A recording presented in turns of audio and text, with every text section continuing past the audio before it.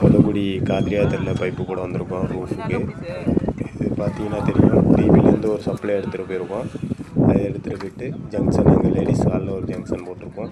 அங்கேருந்து கிச்சனுக்கு ஒரு சப்ளை, ரூமுக்கு ஒரு சப்ளை, வாஷிங் மிஷினுக்கு ஒரு சப்ளை, தனித்தனியாக தான் சப்ளை எல்லாத்துக்கும் போட்டிருக்கோம். அப்போ தான் நமக்கு ஒயர் இழுக்கிறப்ப ஈஸியாக இருக்கும். இது ஃபேன் பாக்ஸ் வச்சுருக்கோம், ஜங்ஷன் பாக்ஸ் வச்சுருக்கோம் ரூஃபில். இதுக்கெல்லாம் அடியில் நம்ம அட்டை வச்சு பேக் பண்ணிடுவோம். இந்த அட்டை எதனால் ரூஃபு பிரித்த பிறகு அந்த அடையாளத்துக்காக தான் அட்டை வைக்கிறது. அப்போது ஓப்பன் பண்ணுறதுக்கு ஈஸியாக இருக்கும். அதுக்கு தான் அட்டை வச்சு பேக் பண்ணியிருக்கோம். பார்த்தீங்கன்னா தெரியும், ஒவ்வொரு ரூமுக்கும் 4 ஜங்ஷன் பாக்ஸு, ஒரு ஃபேன் பாக்ஸ் போட்டிருக்கோம். ஜங்ஷன் பாக்ஸ் எல்லாமே நம்ம சின்ன பாக்ஸில் தான் போடுவோம்.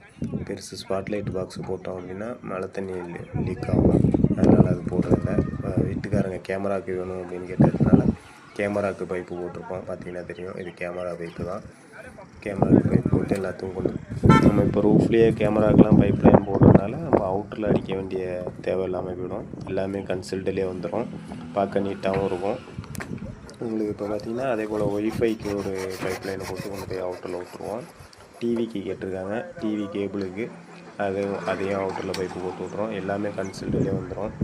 இது டிவிக்கு.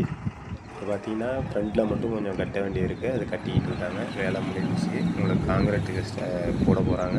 பார்த்தா தெரியும்.